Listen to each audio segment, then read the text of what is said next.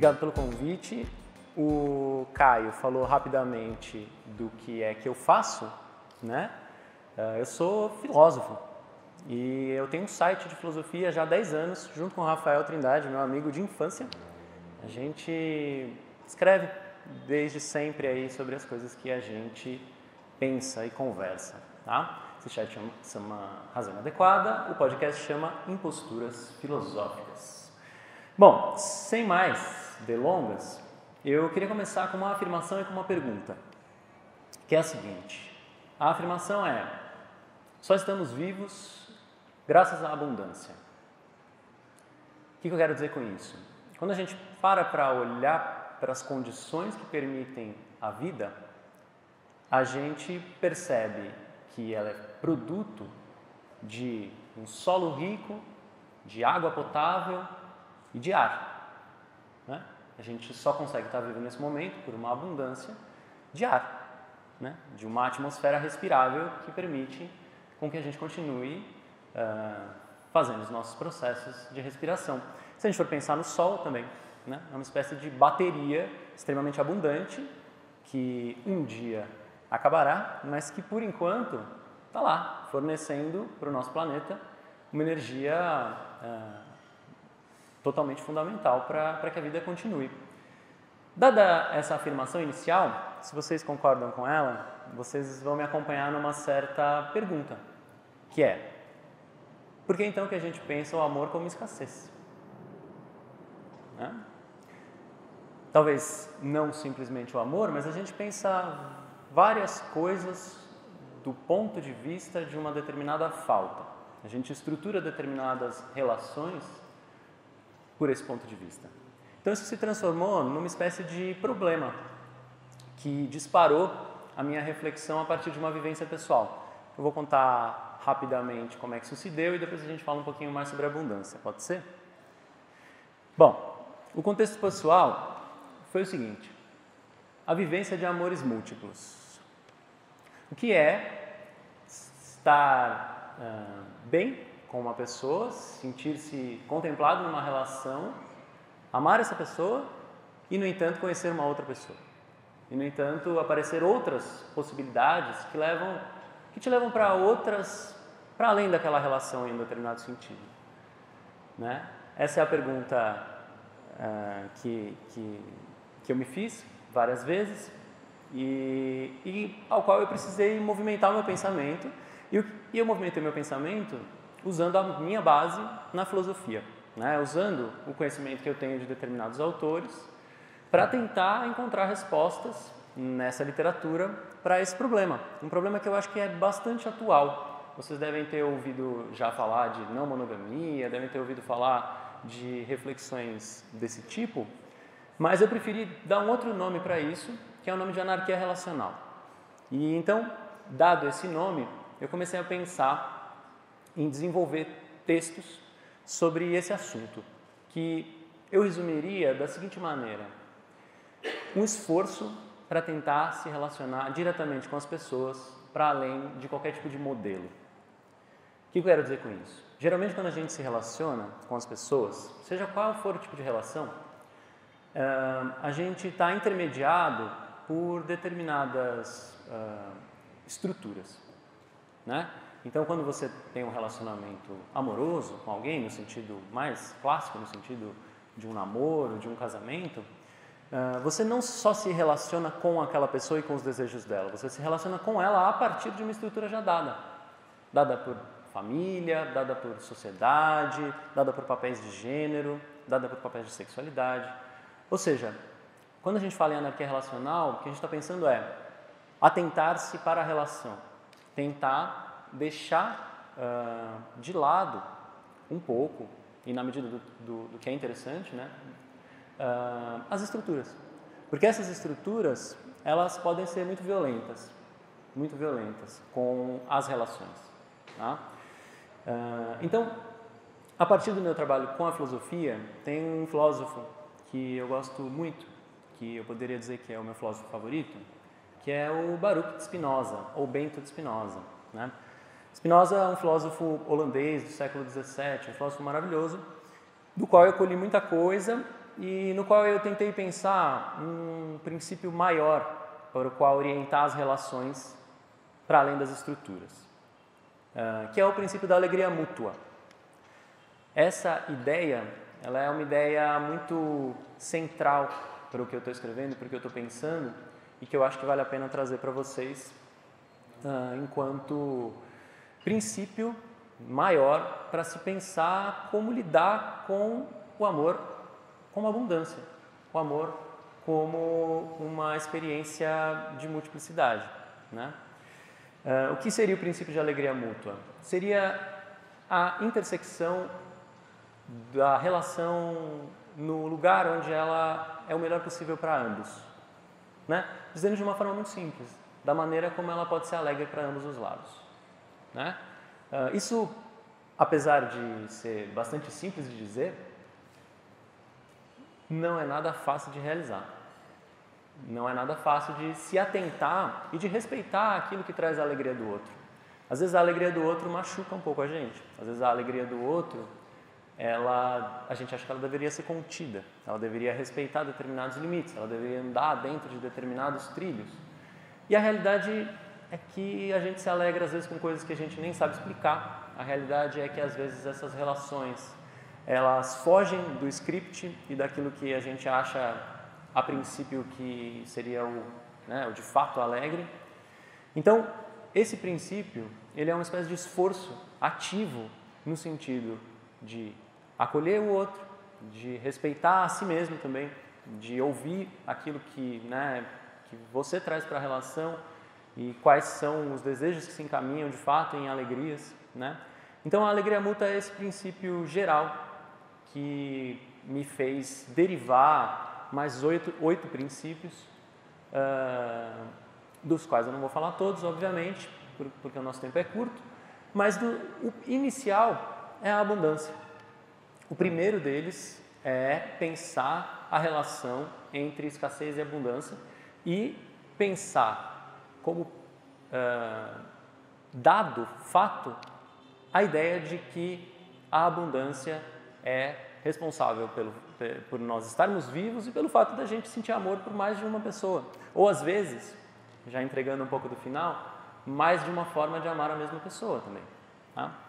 Então, a gente precisa pensar, primeiro, para a questão da abundância, a gente precisa pensar a questão da escassez. É uma relação aí de oposição que move muito pensamento, né? E quando eu pergunto para vocês sobre escassez, se eu falar para vocês, falta alguma coisa, vocês vão me responder, lógico, claro que falta. Tem gente com fome, sabe? Falta coisa. Falta um transporte digno, faltam muitas coisas, né? E aí eu devolveria a pergunta, faltam recursos ou falta organização desses recursos? Essa pergunta leva a um exemplo muito claro, que é, tudo bem, tem gente com fome, mas falta comida? Tem gente com frio, mas falta roupa? Tem gente sem casa, mas falta casa? E aí, eu acho que ninguém imagina que faltem esses recursos. Esses recursos, eles são abundantes.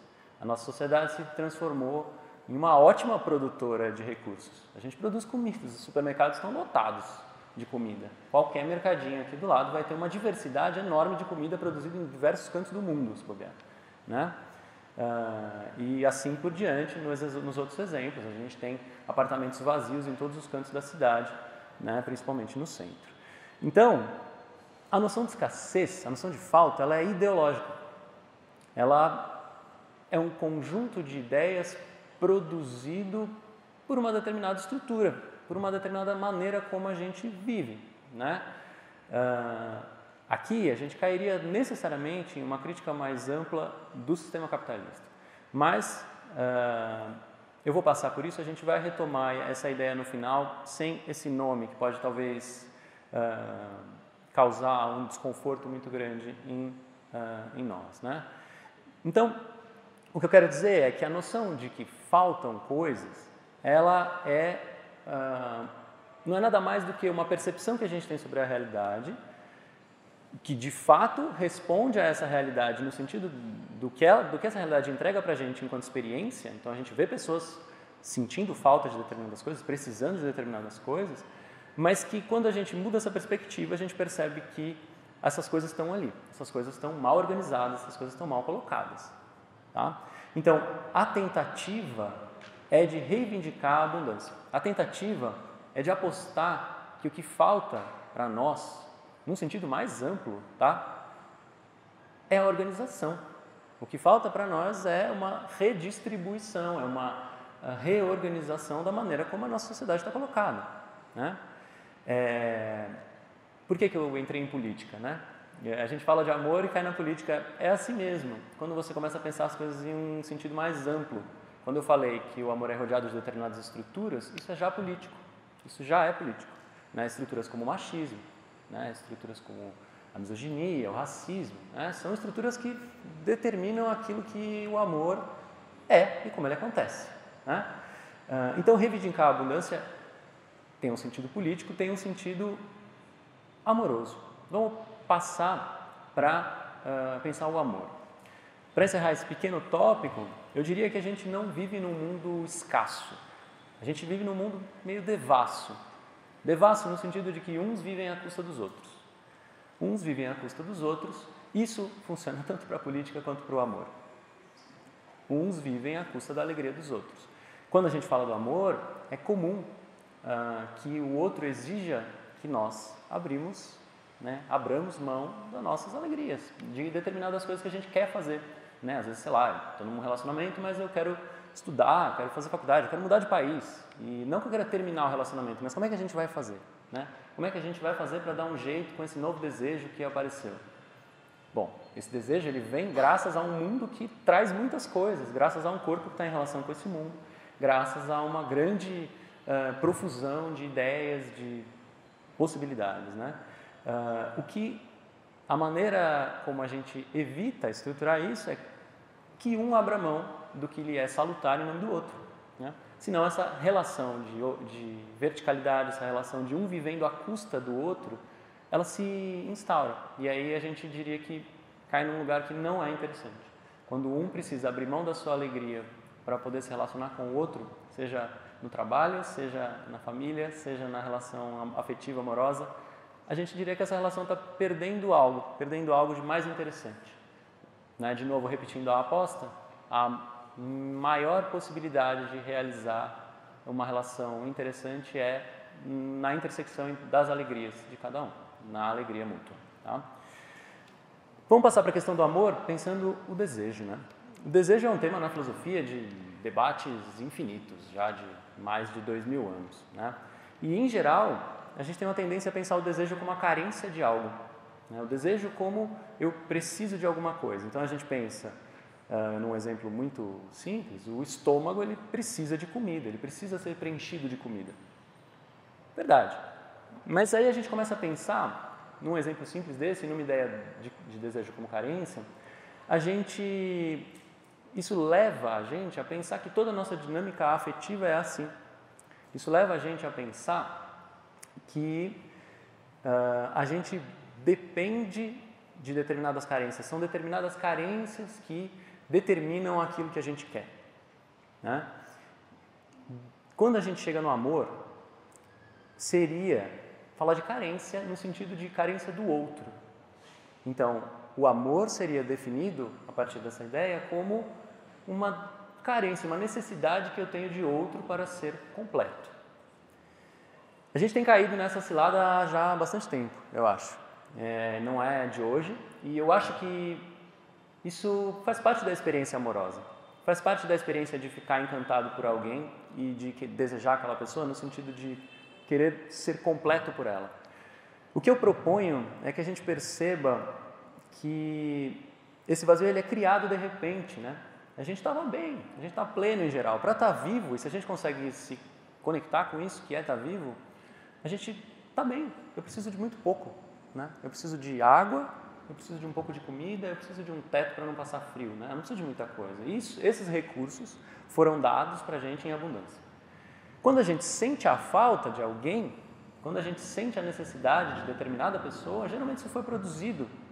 E isso move a gente.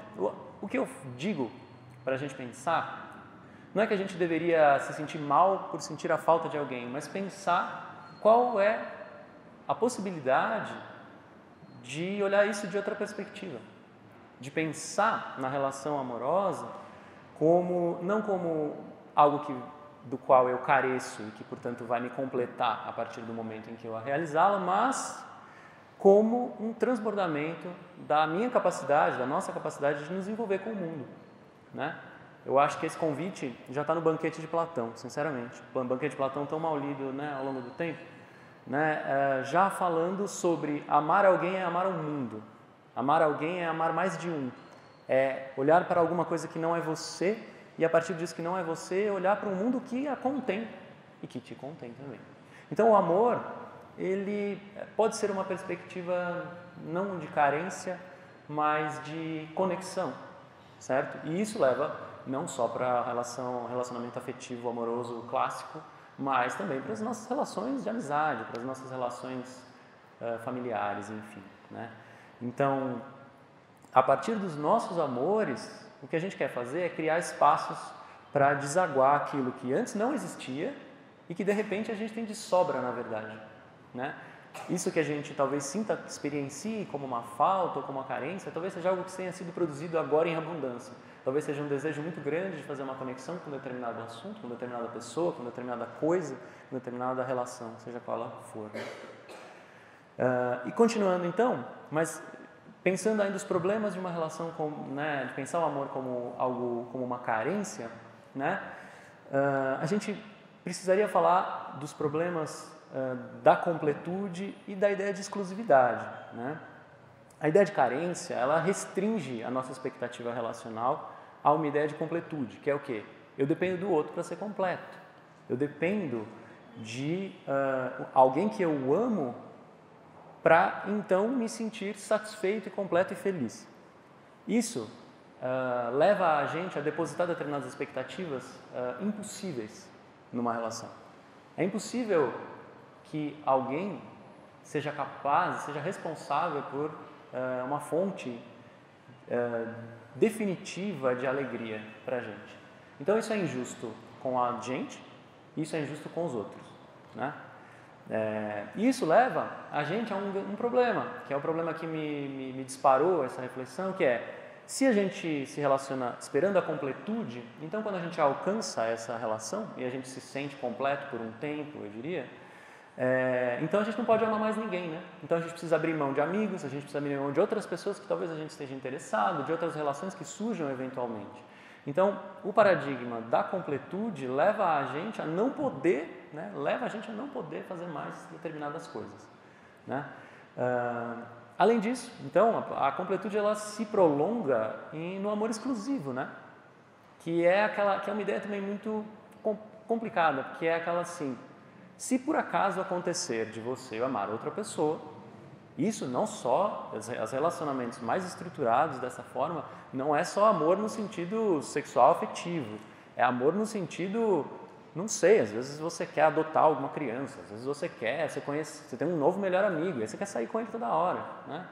Às vezes isso termina uma relação amorosa, porque essa relação exigia que você estivesse completo unicamente com ela, exclusivamente com ela, né? Então, se você ama mais alguém, ou outro alguém, ou outra coisa, então isso é percebido como uma deficiência do primeiro, daquele que era o anteriormente visto como objeto amado, né? Então, completude leva à exclusividade, leva a uma ideia de que o outro é meu, uma ideia de propriedade, em última análise, né? Então, a pergunta é, a gente realmente acredita que a gente se completa com o outro, né? Não que isso leve a gente a pensar também que a gente é totalmente independente e não depende dos outros. Não é isso, a gente depende dos outros. Mas a nossa alegria está associada a uma série de fatores que não só uma pessoa e uma só relação. Quando a gente reduz isso a uma relação, a gente percebe, talvez, que perdemos muita coisa, né? Então, se tem uma coisa que o desejo não conhece, é a imobilidade, é o estar parado. O desejo, eu gosto de pensar como um determinado esforço que a gente faz em direção às coisas, né? Um esforço que está na gente em direção a determinadas coisas. A gente está passando na rua e vê uma coisa e acha interessante. A gente está vivo e, portanto, a gente deseja, se interessa, se envolve com coisas, né? Então, o desejo não conhece mobilidade e, por isso, os nossos amores, que são fruto desse desejo, eles variam. Eles variam. Eles variam, essa experiência pode ser dolorosa, né? Muitas vezes, mas a realidade é que esses amores variam e que a melhor chance de fazer eles durarem é colocá-los na intersecção entre duas pessoas que querem se alegrar, entre duas pessoas capazes de contemplar uma alegria do outro, né? Para terminar, eu queria colocar um último problema, que é o de como é que a gente acessa uma abundância real. Aqui é um problema também clássico na filosofia, que é o da multiplicidade real, né? Como é que a gente olha para as coisas e sabe que de fato aquilo é algo que entrega uma certa multiplicidade, que aquilo não está mascarado com algo, né? Parece uma coisa incrível, maravilhosa, né? Um produto cheio de possibilidades e na verdade é uma pegadinha, é uma coisa que vai te amarrar, né? Uma coisa que vai te pegar, né? E o que eu quero colocar aqui é que o problema da abundância já foi enquadrado dentro de determinados movimentos da nossa sociedade, né? A gente vive numa época de um certo imperativo do gozo, né? De um certo... nós somos obrigados também a sermos alegres. E o que eu chamo de alegria aqui não é isso.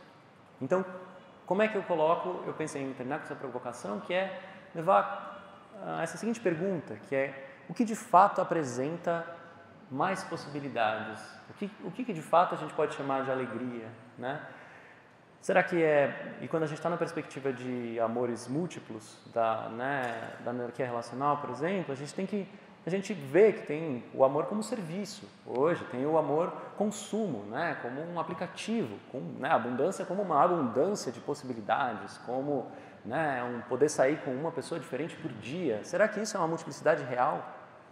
A abundância, então, significaria não só uma relação, ou não mais de uma relação significativa, mas várias relações pontuais, e aí mais é mais, né? O que está colocado, na maneira como eu estou pensando, é o contrário. A multiplicidade real, ela já está presente. Então, é uma questão de acesso, é uma questão de reorganização, né? Não significa uma devassidão no sentido de sair, né, de buscar em tudo o máximo, né, em tudo o múltiplo quantitativo, né? Então, a pergunta que encerra essa minha fala é como recuperar o amor enquanto multiplicidade real? Eu vou dar duas perspectivas, né, que são só duas. Eu acho que cada um pode chegar em outras conforme for pensando. A primeira é perceber o que o amor tem de mundo. Eu já falei um pouco disso aqui, né? O amor, ele não tem nada de objetificado, né? O amor é uma espécie de relação. Ele é colhido como um afeto que a gente experiencia nas relações, com as coisas e com as pessoas. Para não cair nisso, de uma falsa multiplicidade, numa ideia, né, muito festiva de mais a mais, né? A gente precisa perceber que isso está colocado. O amor tem um pouco de mundo, o amor tem um pouco das coisas, isso está nas folhas das árvores, isso está no sangue na nossa veia, isso está nas pessoas, nas coisas, na relação que isso tudo estabelece, né? Então, essa multiplicidade já está dada, essa abundância já está dada. Segunda perspectiva para pensar uma saída para esse problema é perceber que nunca se tratou de quantidade, né? Mais amor não é necessariamente mais pessoas, tá? Mais alegria não é necessariamente mais coisas, né? Nunca se tratou de quantidade, a gente está falando sempre de uma multiplicidade enquanto num sentido qualitativo, né? Uma relação que tenha qualidade, onde há uma preocupação de ambos, um com o outro, onde há um cuidado, onde há acolhimento, onde há escuta e outros princípios que a gente poderia inventar e trazer, vale mais do que 3 relações ruins. Então, nunca se tratou de quantidade. No entanto, quando eu falo de amores múltiplos, eu estou falando que também existe uma relação de que às vezes o amor não cabe em uma pessoa só. De que às vezes o amor tem caminhos, tem descaminhos e passa por mais de um, né? Mas sempre há atenção, nunca se tratou de quantidade, tá? Quando falamos desse assunto, nunca falamos de, você deveria arranjar um amante. Não é essa a questão. Nunca foi. A questão não é quantidade, a questão é pensar o quanto estar vivos, o quanto o mundo está afetando a gente está querendo afetar esse mundo de volta de maneira mais alegre, de maneira mais capaz de pensar, de agir, de viver, né? Então, a minha aposta para encerrar, né, feita essa última pergunta, uma aposta para encerrar é a de que nós somos tão capazes de amar múltiplas pessoas ao mesmo tempo, quanto somos capazes de amar de múltiplas maneiras a mesma pessoa. Certo? É isso que eu tinha para trazer para vocês.